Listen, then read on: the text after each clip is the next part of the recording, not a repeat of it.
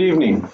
Last night we looked at Paul's relationship with Timothy and his testimony on the character of Timothy. Tonight we come to another person that Paul mentions in his letter to the Philippians, and that's Epaphroditus. He was a member of the congregation and was sent by the congregation to support Paul.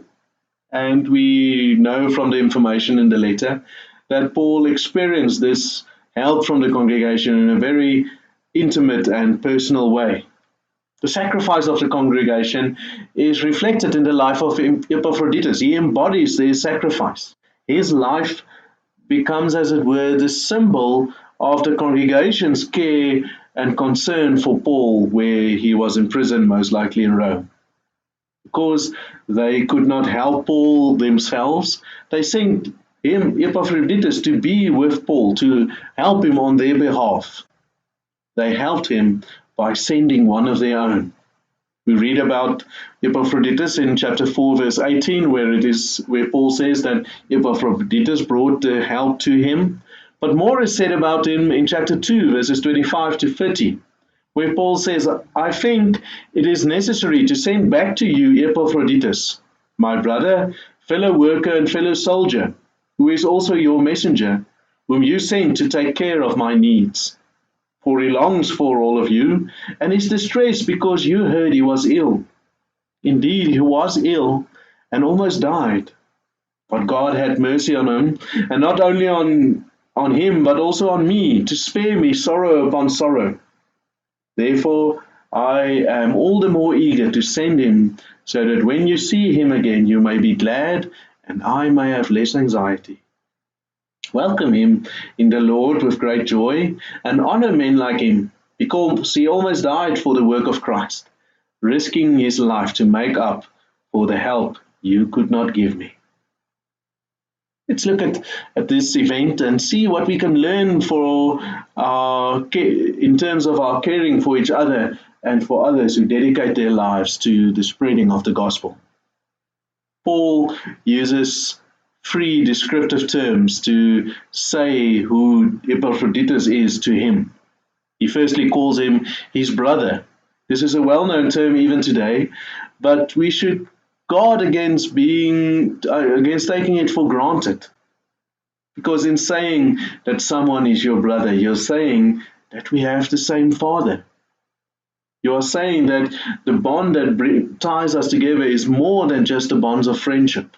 In calling you my brother or my sister in faith, I'm saying that the blood of Christ is the bond that binds us together. Secondly, Paul calls Epaphroditus his fellow worker, like many others, like Priscilla and Aquila, like Timothy, like Urbanus, like Titus, Clement, Philemon, Mark, Aristarchus, Demas, and Luke. The word used to describe him as a fellow worker is synergos. You can hear the English word synergy that means basically the same as the Greek word. They were working together in synergy. They were working together on the same issue, on the same cause. They were working together on spreading the gospel. Finally, Paul calls Epaphroditus his fellow soldier. Now, this says a lot to a congregation made up of a lot of retired soldiers that came to faith. Making war together requires that the soldiers trust one another and that they have a common purpose. The buddy system used by soldiers to ensure that no one gets left behind in the battlefield, to ensure that each one does his task as he was commanded, describes something of the relationship that Paul is describing here. Now, we do not know what illness Epaphroditus protracted that brought him close to death. But it is clear that he was willing to risk his life, literally risking his life to help Paul and to serve the spread of the gospel.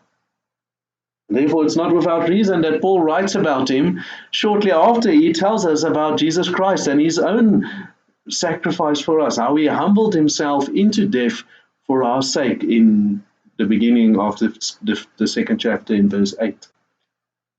This is such a beautiful story, such a beautiful snapshot of the love and the warmth amongst believers.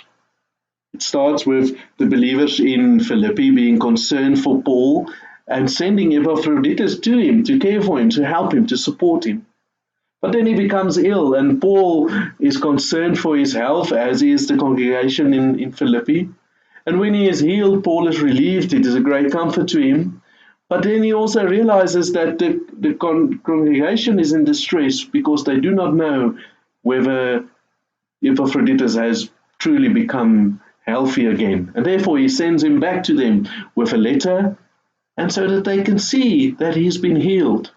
Paul doesn't want the congregation to be in distress. He wants them to rejoice, to be glad in the Lord. May self-sacrificial love like this to each one another, in following the example of our Lord Jesus Christ, be a characteristic of our lives as brothers and sisters, as co-workers, as fellow soldiers, for the sake of the gospel. Good evening.